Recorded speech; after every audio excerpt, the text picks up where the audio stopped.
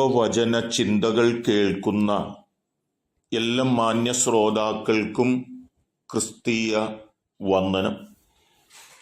ഇയ്യോബിന്റെ പുസ്തകം 20-ാം അധ്യായം 3-ാമത് വാക്യം. ആ വാക്യത്തിൻ്റെ അവസാന സെന്റൻസ് ഇങ്ങനെയാണ്: വിവേകത്തിൽ നിന്ന് ഉത്തരം പറയുന്നു എന്ന പദമാണ്. ജ്ഞാനത്തിൻ്റെ വാക്കുകളും ദൈവനിയോഗത്തിൻ്റെ വാക്കുകളും തമ്മിൽ ആഴമായ വ്യത്യാസങ്ങളുണ്ട് എന്നതാണ്. പലപ്പോഴും നിലനിൽപ്പിനു വേണ്ടിയും വിജയത്തിനു വേണ്ടിയും രക്ഷപ്പെടലിനു വേണ്ടിയും വിവേകത്തോടുകൂടി ജ്ഞാനത്തോടുകൂടി ഉത്തരം പറയുവാൻ പരിശ്രമിക്കുന്നു എങ്കിലും അത്യുന്നതനായ ദൈവത്തിൻ്റെ മുൻപിൽ ബുദ്ധിയോടുകൂടി പറയുന്നതായ പല വാക്കുകളും പ്രയോജനരഹിതമായി തീരുന്നു എന്ന് വിശുദ്ധ ബൈബിൾ നമ്മെ ഓർപ്പിക്കുന്നുണ്ട്. ഉൽപ്പത്തി പുസ്തകം 3-ാം അധ്യായത്തിലേക്ക് നാം കടന്നു വരുമ്പോൾ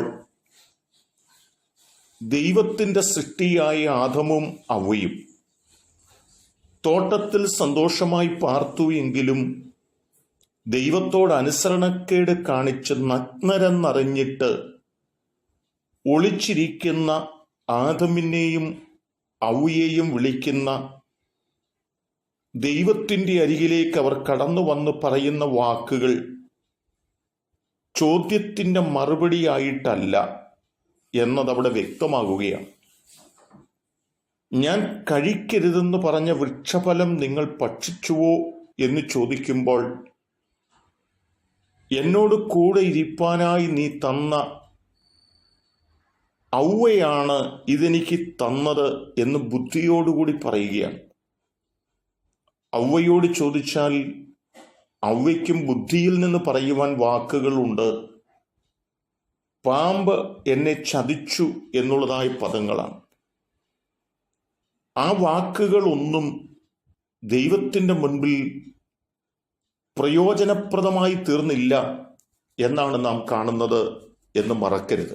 അവർ തോട്ടത്തിൽ നിന്ന് പുറത്താക്കപ്പെടുകയാണ്.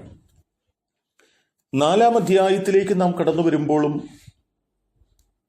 ഹാബേലിനെ കൊന്നതായി കായീനോട് നിന്റെ സഹോദരനായ ഹാബേൽ എവിടെ എന്ന് ചോദിക്കുമ്പോൾ ഞാൻ എൻ്റെ അനുജന്റെ കാവൽക്കാരനോ എന്ന് ബുദ്ധിയിൽ നിന്ന് പറയുന്ന ഉത്തരം കാണുവാൻ കഴിയുന്നുണ്ട്. താൻ പറഞ്ഞ ഉത്തരങ്ങളും തനിക്ക് പ്രയോജനപ്രദമായി തീർന്നില്ല.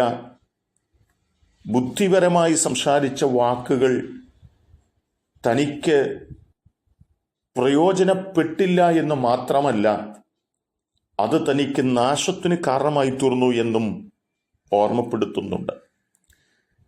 എന്നാൽ നമ്മുടെ കർത്താവ് നമ്മോട് പറയുന്നത്, പ്രതിവാദിപ്പാനായിട്ട് നിങ്ങളെ കൊണ്ടുപോകുമ്പോൾ എന്തു പറയണം, എങ്ങനെ പറയണമെന്നും നിങ്ങൾ വിചാരപ്പെടേണ്ട കാര്യമൊന്നുമില്ല. ബുദ്ധിയിൽ നിന്ന് മറുപടി പറയേണ്ടതായി വരികയില്ല. നിങ്ങൾ പറയേണ്ട കാര്യം തക്ക സമയത്ത് നിങ്ങളുടെ നാവിൽ തരുവാൻ ഞാൻ ശക്തനാണെന്ന് ഓർമ്മപ്പെടുത്തുന്ന ദൈവത്തിൻ്റെ വചനമാണ് നമുക്ക് കാണുവാൻ കഴിയുന്നത്. എന്നെ കേൾക്കുന്ന പ്രിയപ്പെട്ടവരെ, ദൈവത്തിൽ ആശ്രയിച്ച് പറയുന്ന ഉത്തരങ്ങളും ബുദ്ധിയോടും വിവേകത്തോടും കൂടി പറയുന്ന വാക്കുകളും തമ്മിൽ വ്യത്യാസമുണ്ടെന്നും ദൈവം തരുന്നതാണ് ശ്രേഷ്ഠമെന്നും ആ നിലകളിൽ നാം മുൻപോട്ട് പോകുന്നു എങ്കിൽ നമുക്ക് നിലനിൽപ്പാൻ ആവശ്യമുള്ള ദൈവകൃപ നമ്മുടെ മേൽ പകരപ്പെടുന്നു എന്നും തിരിച്ചറിഞ്ഞുകൊണ്ട് അതിബുദ്ധിയോടെ ദൈവത്തോട് കള്ളം പറഞ്ഞ് രക്ഷപ്പെടുവാൻ പരിശ്രമിക്കുകയല്ല, സത്യത്തിനു വേണ്ടി നിലനിൽക്കുവാൻ നമ്മെ തന്നെ സമർപ്പിക്കുന്നവരായി തീരാ. അതിന് ദൈവം നമ്മെ സഹായിക്കട്ടെ. കരുണയുള്ള ദൈവമേ, നല്ല കർത്താവേ, നല്ല സമയത്തിനായിട്ട് സ്തോത്രം ചെയ്യും. ഞങ്ങൾ ഒരിക്കലും ഞങ്ങളുടെ ബുദ്ധി കൊണ്ട് ജീവിപ്പാൻ പരിശ്രമിക്കാതെ ദൈവകൃപയിൽ ആശ്രയിപ്പാൻ ഞങ്ങളെ ശക്തരാക്കണമേ. ദൈവം ഞങ്ങളെ അനുഗ്രഹിക്കുന്നത് കൊണ്ട് സ്തോത്രം. യേശു കർത്താവിൻ നാമത്തിൽ തന്നെ ആമേൻ.